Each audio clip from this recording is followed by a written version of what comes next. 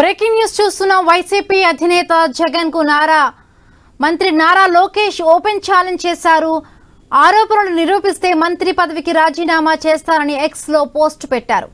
ఆరోపణలు తప్పని తేలితే రాష్ట్రంలోని యువతకు జగన్ క్షమాపణలు చెప్పాలన్నారు. ఆరోపణలు చేయడం పారిపోవడం జగన్ రెడ్డికి కొత్తేమీ కాదని ఎద్దేవా చేశారు లోకేష్. ఉర్సా కంపెనీకి విశాఖలో ఎకరం రూపాయికే భూములు కట్టబెట్టారని జగన్ ఆరోపణలు చేశారు. అయితే ఉర్సా కంపెనీకి విశాఖలో ఐటీ పార్క్ హిల్ 3లో ఎకరం కోటి చొప్పున 3.5 ఎకరాలు కేటాయించామన్నారు లోకేష్.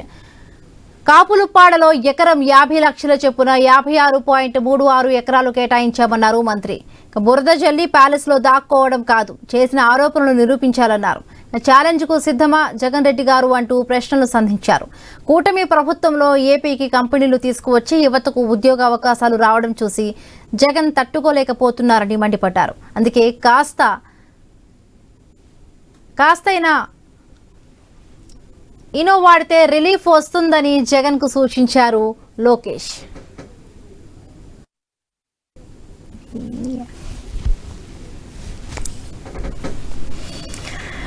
రైటిక మంత్రి నారా లోకేష్ జగన్ కు సవాలు విసురుతూ కూడా ఎక్స్ లో పోస్ట్ చేశారు. దీనికి సంబంధించి ఓపెన్ ఛాలెంజ్ కు సంబంధించి మరిన్ని పూర్తి అప్డేట్స్ మా కరెస్పాండెంట్ విజయవాడ నుంచి కాంతి అందిస్తారు. కాంతి. ముందు మంత్రి నారా లోకేష్ మాజీ ముఖ్యమంత్రి జగన్మోహన్ రెడ్డికి ఓపెన్ ఛాలెంజ్ చేశారు. మీరు చేసినటువంటి ఆరోపణలు ఏవైతే ఉన్నాయో వాటిని నిరూపిస్తే నేను నా మంత్రి పదవికి రాజీనామా చేస్తాను. అదే మీరు చేసిన ఆరోపణలు తప్పని తేలితే రాష్ట్ర యువతకు క్షమాపణ చెప్పండి చాలు అంటూ ఆయన ట్వీట్ చేయడం జరిగింది. ఆరోపణలు చేయడం పారిపోవడం జగన్మోహన్ రెడ్డికి కొత్తేమీ కాదు. ఉర్సా కంపెనీకి విశాఖపట్నంలో ఎకరం రూపాయికే భూమి కట్టపెట్టారు అంటూ మీరు తీవ్ర ఆరోపణలు చేశారు. అయితే ఆ విషయంలో నేను స్పష్టంగా మరోసారి చెప్తున్నా, ఉర్సా కంపెనీకి విశాఖలోని ఐటీ పార్క్ హిల్లో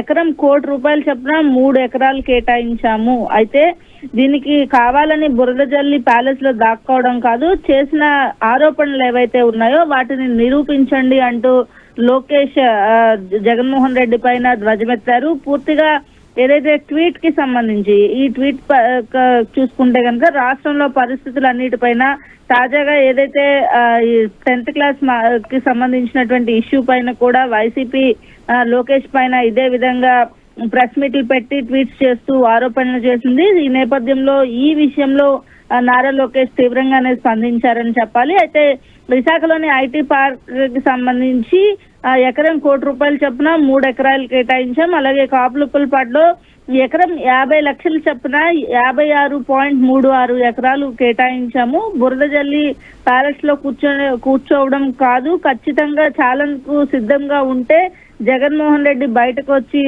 మీ 5 ఏళ్ల విధ్వంస పాలనలో ఒక్క కంపెనీని కూడా తీసుకురాకపోగా ఉన్న కంపెనీలన్నింటినీ కూడా ఇతర రాష్ట్రాలకు తరిమేశారు అంటూ ఆయన ధ్వజమెత్తారు. ప్రజాప్రభుత్వం ఏర్పడిన తర్వాత 20 లక్షల ఉద్యోగాల కల్పనగా పెట్టుకుని మేము పనిచేస్తున్నాం. పెద్ద ఎత్తున రాష్ట్రానికి పెట్టుబడులు రాబడుతున్నాం. కంపెనీలు రావడం, యువతకు ఉద్యోగాల అవకాశాలు రావడం చూసి మీరు తట్టుకోలేకపోతున్నారు. కాస్త ఇనో